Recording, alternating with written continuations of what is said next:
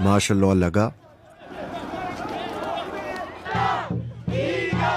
और चंद ही घंटों में वापस भी उठा लिया गया।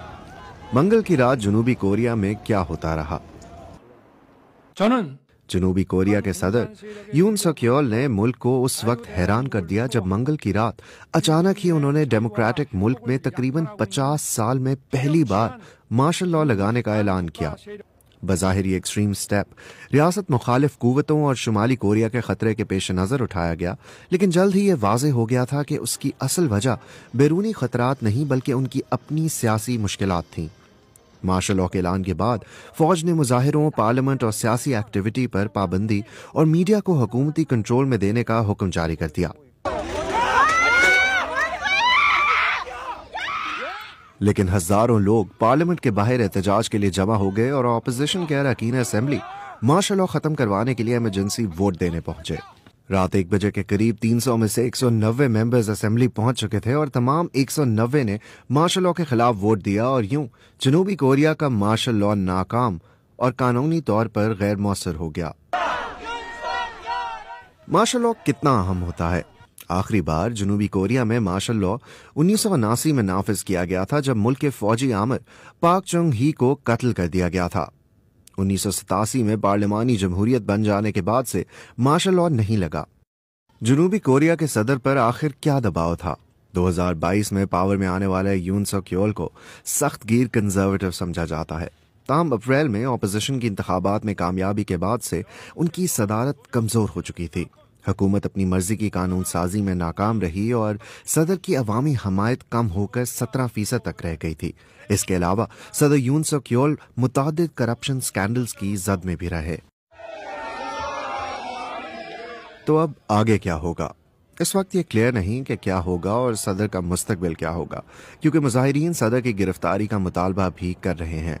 लेकिन ये अनएक्सपेक्टेड स्टेप एक जदीद और तरक्की याफ्ता जमहूरियत समझे जाने वाले मुल्क के लिए सबसे बड़ा चैलेंज बनकर उभरा है।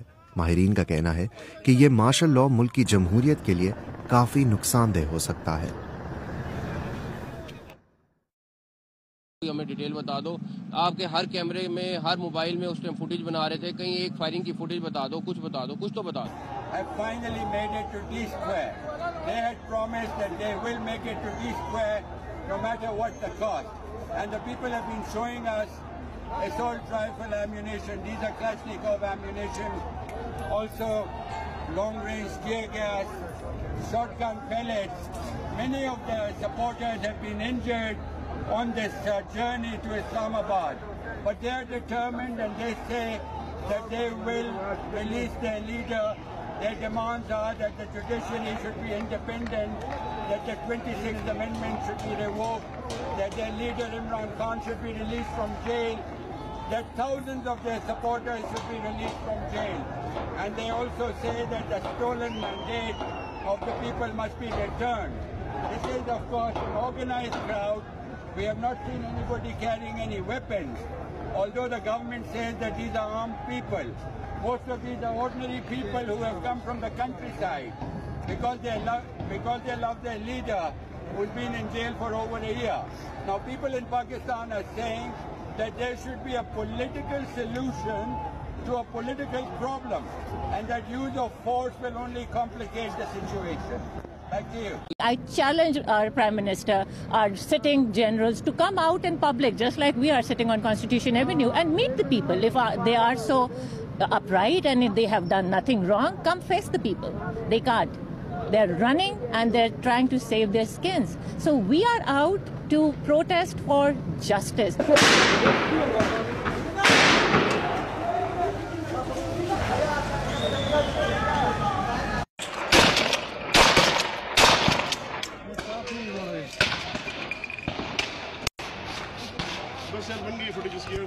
नहीं लेकिन ठीक है।